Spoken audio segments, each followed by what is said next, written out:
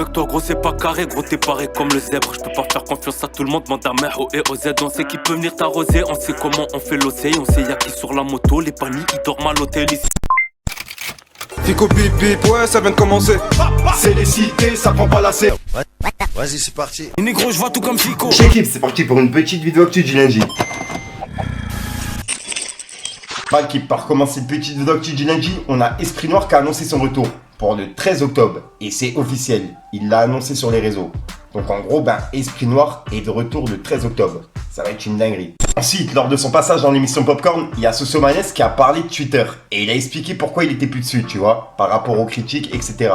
Et il a tout expliqué directement dans l'émission. Regardez. J'ai vu Soso, toi, à un moment, t'étais pas mal sur Twitter et depuis un an, il y a plus rien. Ça t'a gavé, ça? Au fait, des fois, je me prends des déferlements de haine sur Twitter. Ah ouais? Et qui m'affectent pas forcément, mais je me dis que dès lors que tu ne vas pas dans un endroit où on parle mal de toi, et ça n'existe pas, tu vois. Et moi, je suis tellement quelqu'un de positif et de good vibes que j'ai juste besoin de m'entourer de bonnes énergies. Et des fois, aller se faire tirer dessus comme ça pour rien, je trouvais que c'était pas intéressant pour moi. Mais je dois y aller là. Ça fait 3 jours que j'essaie de récupérer mon code et j'arrive pas. Ah, c'est un autre souci, c'est un autre souci. Là, Merde. Non, mais c'est simple, hein. T'as vu que ça te faisait chier, t'as fait demi-tour. Ouais, bien sûr, je vais pas aller dans un endroit et essayer de plaire là où on me tire dessus. Donc, du moment que tu l'éteins, ça n'existe pas. Et je suis sur Twitch, je rencontre des gens incroyables, formidables et je parle avec eux. Mais pour revenir sur Twitter payant, moi je pense que c'est juste un coup marketing d'Elon Musk pour qu'on en parle, c'est tout. Ensuite, en parlant de Twitter, il y a également Ornette La Frappe qui a parlé de ça. Il a expliqué comme quoi, ceux qui partagent du rap sur Twitter, ils ont un avis qui est voilà quoi. Et c'est l'avis justement de Ornette La Frappe qu'il a donné lors de son interview sur Rap Punchline. Pour ceux qui n'ont pas vu, je vous invite à aller la voir, je mets tout en description. Regardez.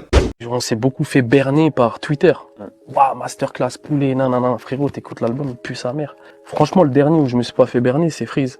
Et Dieu merci, là vous m'avez pas menti. Mais sur plusieurs morceaux, waouh, poulet, nanana. Frérot, on écoute. Mais voilà, vous mentez. C'est pas vrai. Au gros, on fait du rap depuis qu'on a 10 ans. Frérot, on a toujours écouté du rap, toutes les générations, tout. On a mangé du rap, on a tout fait. Mais tu peux pas me dire que ce projet-là, il est lourd. Mais pourquoi? C'est quoi? C'est devenu de la politique? C'est quoi? Vous êtes dans quel bail? C'est bon, c'est pourri, c'est quoi? Tu l'écoutes parce qu'il est gentil, parce qu'il fait pas la rue. Mais non, parle musique, frère, tu vois. Et je trouve qu'on se fait beaucoup berner par tout ce truc-là. Après, ça, c'est un bail de... Ça y est, c'est parti. C'est pour ça que je dis, en gros, là, la seule défense qu'on peut leur faire, c'est que les mecs de rue se donnent la ce fort. Ils se donnent la ce fort, ils font des trucs, t'as le petit qui arrive, ils se connectent avec trucs, tac, tac, tac. Et c'est là où, tu vois, on va regarder le bail, en fait. Sinon, frère, ça rien. Ensuite, hier soir, il y a Renoir qui était sur Skyrock pour la sortie de son album Telegram 2. Et il a invité Maes directement sur plateau. Et en gros, il y a Fred Musa qui a demandé à Maes quels son il préférait dans l'album de Renoir. Et Maes, en fait, il a parlé d'un featuring avec Damso. Et il s'est trompé, il voulait parler du featuring avec SCH. Mais il y a plein de personnes qui pensent que il a pas fait exprès, tu vois. Et il a parlé d'un vrai featuring qui devrait arriver entre Damso et Renoir. Donc peut-être qu'il s'est trompé en disant ça. Et bref, on verra bien. Ça se trouve, il a leak un son sans le faire exprès. Dites-moi dans les commentaires ce que vous en pensez, l'équipe. J'ai le temps d'écouter Maes. Ouais, fort. Je crois que mon son préféré, c'est celui avec Damso. J'aime beaucoup. Ouais, c'est bien. T'es sûr que t'as bien briefé l'avocat ou pas? Il est pas bien briefé. Je crois qu'il est pas très bien briefé. Je suis pas SCH, le son, il est lourd, le clip, il est lourd. T'as ta langue à fourcher, évidemment. Non, même pas, je me suis trompé. Je voulais dire SCH. Bien sûr, bien sûr. SCH, Damso, c'est à peu près la même chose. Ouais. Une lettre qui change. Quelques chevelures près, sinon c'est à peu près. Une lettre qui change. Ouais, c'est vrai. Essaie d'être récupéré comme tu peux, t'as raison. Ensuite, en début d'année, je vous ai présenté Kodo Laher avec son clip Audi Noir, dans lequel on pouvait retrouver Abdéméziane, l'acteur. T'en connais combien qui vont tirer en casque, crouvette. Je traîne la nuit, c'est bien, c'est pas serein que je pars me coucher. Et puis, je vous ai également parlé du son Gang Moula, en featuring avec Guiri Mafia, Tabichi et Visite Ghetto Phénomène. Guiri Mafia, ça pèse. Y'a là les kilos si je la pèse. Les microbites te mettent la trite. Tu dois un billet, on vient à ton adresse. Et par la suite, je vous ai parlé du son Vie de Maman, avec plusieurs acteurs comme Abdéméziane, Moussa Maskri et Le G, un acteur de la série de Soso Manes. Toi, ça reste la même si ça fait longtemps. Je détaille l'été, je détaille l'hiver, l'été. Je détaille Ketama. Et on a également pu voir la présence de Kodo Laher dans un clip de Fianso et Anne Friscorleone. Et pour finir, il a sorti une série de freestyle il y a quelques semaines, dont celui avec la Mafia Cafri. pour faire patienter en attendant son EP. Avec toi gros c'est pas carré, gros t'es pareil comme le zèbre. Je peux pas faire confiance à tout le monde, demande à mère au et au Z. On sait qui peut venir t'arroser, on sait comment on fait l'oseille. On sait y'a qui sur la moto, les paniers ils dorment à l'hôtel ici. Tralala, donc voilà l'équipe. Et pourquoi je vous en parle aujourd'hui, c'est parce que vendredi sort un clip en featuring avec Sadek. Le son il s'appelle Raisonne-moi. Et ouais, ça va être une pépite. Je vous invite à être là vendredi. J'ai vraiment hâte qu'il sorte. Quoi qu'il arrive, je vous en reparlerai dans la semaine.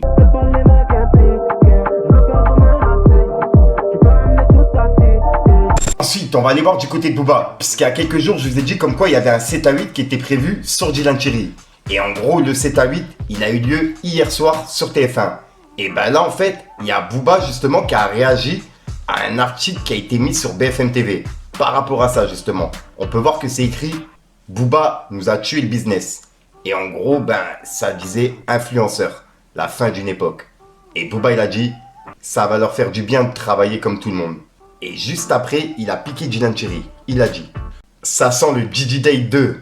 Et en gros, il a partagé un tweet de Raji Radje qui disait comme quoi la deuxième partie sur l'affaire de Dylan Thierry sort demain à 10h. En gros, demain à 10h du matin, il y a 1h15 de reportage sur Dylan Thierry qui sort sur la chaîne de Raji Radje. Et en gros, ben, il a annoncé que cette deuxième partie, elle allait être encore pire que la première, tu vois, niveau preuve, etc. Donc ouais, j'ai vraiment hâte de la voir et quoi qu'il arrive, ben, je ferai une petite vidéo réaction par rapport à ça. Parce que je sens que ben, on va apprendre des dingueries. Et juste après, Booba, il a piqué Laurent Billionnaire. En gros, ben, le mec de jazz. On peut voir qu'il a dit « Collectif à vie, c'est long, mais ça va payer. Bientôt fini Dubaï pour lui et la femme front. » Et il a mis un drapeau pirate. Et juste après, il a mis un message pour Maes. En gros, il l'a mis en garde. Il a dit « J'arrive sur Paris, Georges. On va voir si tu donnes l'ego. Donne tout ce que t'as, sale victime. » Et voilà. Donc là, il est en train de dire qu'il arrive à Paris et qu'il veut voir justement Maes. Donc voilà, Booba arrive en France. Et juste après, il a laissé un message à Dylan Thierry. Puisqu'hier soir, le collectif à vie, ben, on parlait justement de Dylan Thierry et du 7 à 8. Et par rapport justement ben, aux 21 pods, l'arnaque, etc., tu vois, des écouteurs que je vous avais parlé en vidéo. On peut voir que Booba il a dit Dylan Thierry, you are you, my friends. Et regardez la vidéo. Juste, moi j'ai alerté le ministère des Transports. Donc du coup, on a eu une réunion à ce sujet parce que dans sa vidéo, apparemment, il se vante voilà, d'obtenir des cartes VTC frauduleusement. Sachant que moi, je me bats contre Uber et consorts qui amènent des faux chauffeurs avec des profils de dingue, des gens connus par les services de police. Il y a de plus en plus d'agressions. Enfin bref, je vais pas revenir sur l'historique. Ça fait 8 ans que je dénonce des faits très graves. Et ce monsieur-là, en fait, en toute impunité, il annonce, voilà, vous voulez devenir VTC, venez me voir. Voici le numéro de téléphone. Et donc, du coup, je peux vous obtenir une carte VTC. En fait, voilà, c'est ce genre de personnes-là qui ternit l'image de notre profession.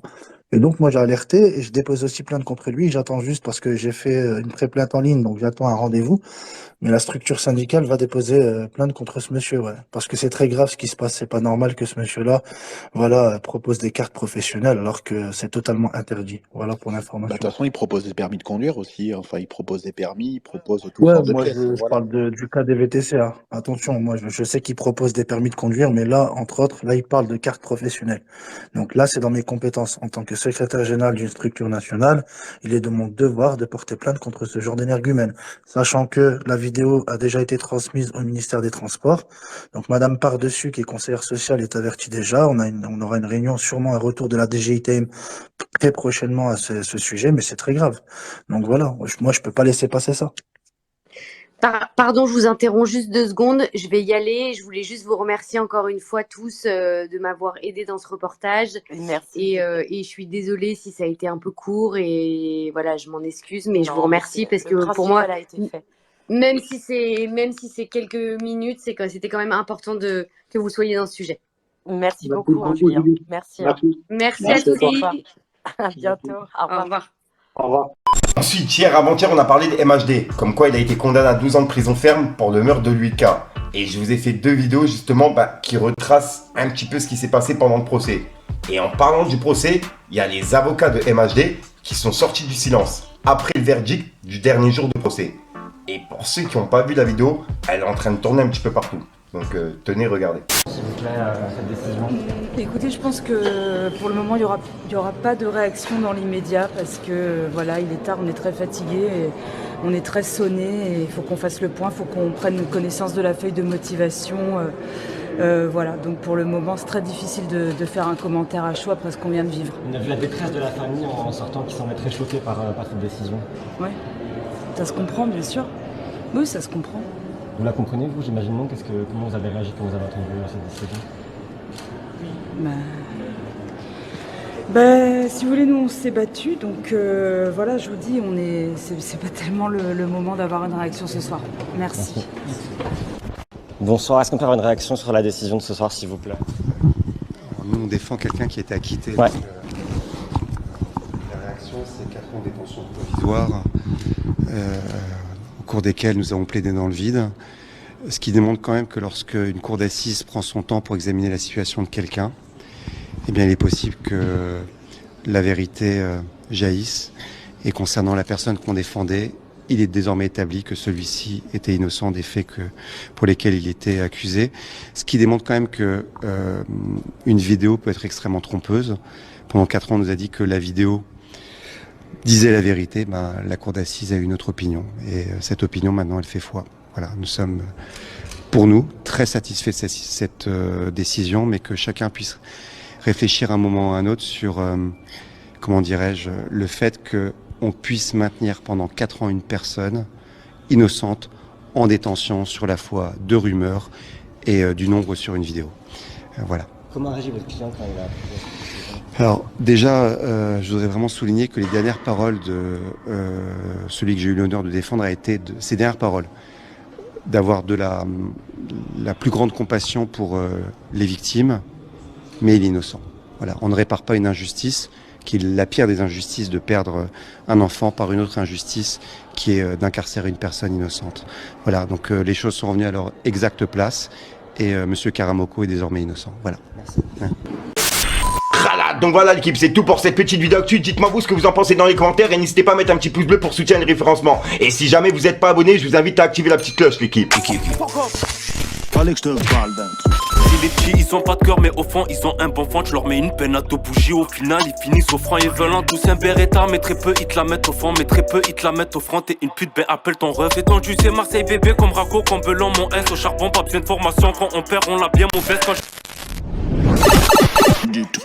Voilà l'équipe, ouais j'ai pas vraiment d'outro ou d'intro qui sont prévus pour cette vidéo. Je te dis à ce soir pour une autre prochaine vidéo et une nouvelle exclue. Et puis voilà quoi, ouais, enfin bref, peace les gars.